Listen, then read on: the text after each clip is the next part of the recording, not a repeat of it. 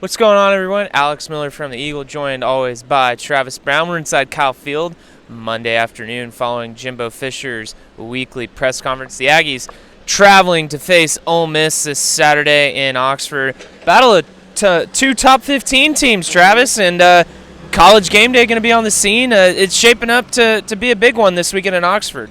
Yeah, it's the second week in a row that it'll be two teams ranked right next to each other, back to back, and another big test for A&M moving forward. A lot of thoughts looking ahead towards what this season could be now that A&M has these wins that they've accumulated over the last 4 weeks. But, of course, the conversation here from all the players from Jimbo was, for the football players, it's one game at a time, focusing on Ole Miss. For the journalists, it's one sentence at a time, as Robert Cessna says.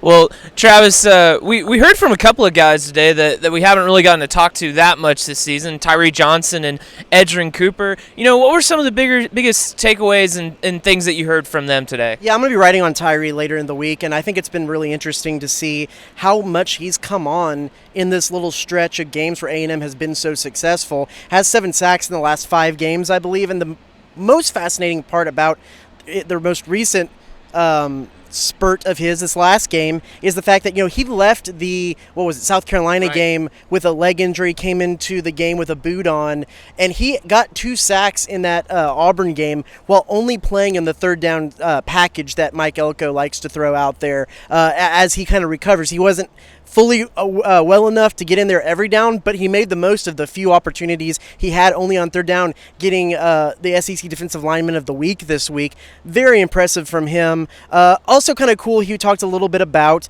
how the reason he came to A&M was that he wanted to be able to get away from home and experience some new things. He wanted to be able to prove to everyone up there that he could play with the best of the best in the SEC down here. And he said he kind of wanted to grow up and become a man and get out of his mom's house and learn how to be an adult, and he could do that far enough away. Not necessarily an answer you hear from a lot of student athletes from that regard. Thought that was pretty cool. I know you were also thinking about Edgerrin Cooper a little bit as well. What did you think from what Edgerrin said?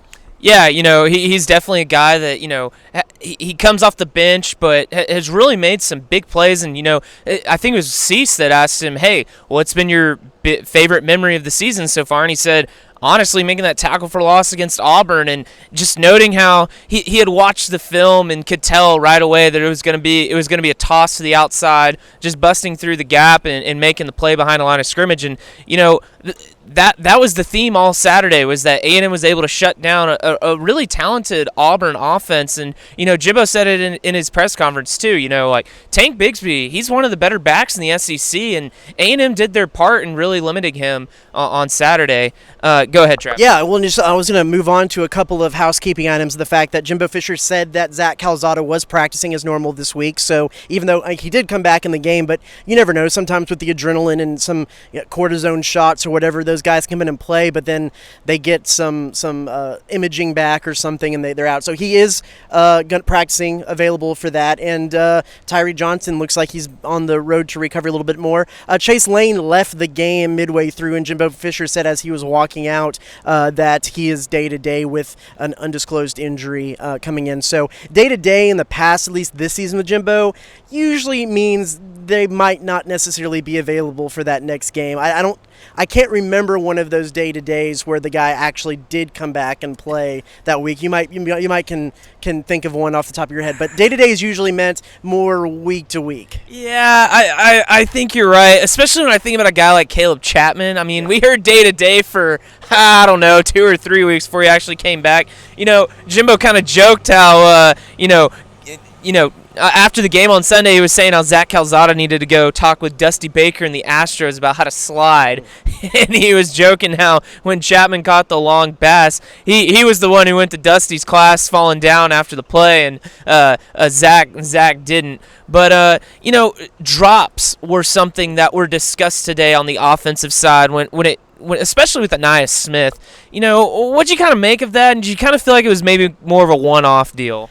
Well, yes and no, because it's kind of been a little bit of a way from A&M. At the beginning of the season and during that Arkansas game, Mississippi State game, they did have some drop problems. I want to say the Arkansas game stands out as one there was some significant drops in that game, and then they cleaned it up for the last couple of weeks. It's been pretty good. It was curious, the one drop that Anais Smith had coming across was a play pretty similar to the big third down conversion that they had at Missouri that kind of kept that from necessarily being a one-score game. Could Missouri get the ball back?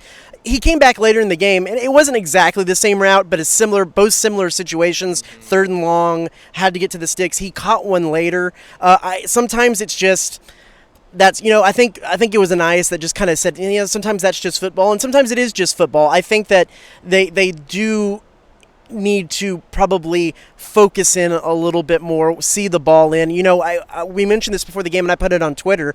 I don't ever remember the last couple of years in the pre-game, before they have their pads on and they're warming up, they're kind of out here in their shorts and doing some drills, that they've had the jugs gun on the side, in the corner, firing passes, and Jalen Weidemeyer was over there getting some real hard passes fired to him. He was someone who mentioned Zach Calzada and the cannon he has, and sometimes he doesn't necessarily have touch, so they're that's maybe one of the things they're looking. It didn't really help them this week, but that's one of the things that they might be adding in is a little bit more jugs work, because you can fire that thing up as hard as you want and really focus in on your hands and your eyes and watching the ball in.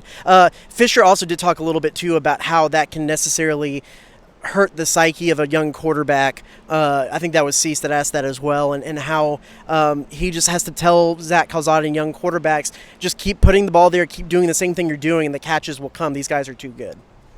Well, Travis, I think that's going to do it for us here. Be sure to check theeagle.com throughout the week. We'll be posting all kinds of content. Check out the My Aggie Nation podcast. And, it should be a good game on Saturday. We're looking forward to it. And thanks for tuning in, everyone. We'll see you soon.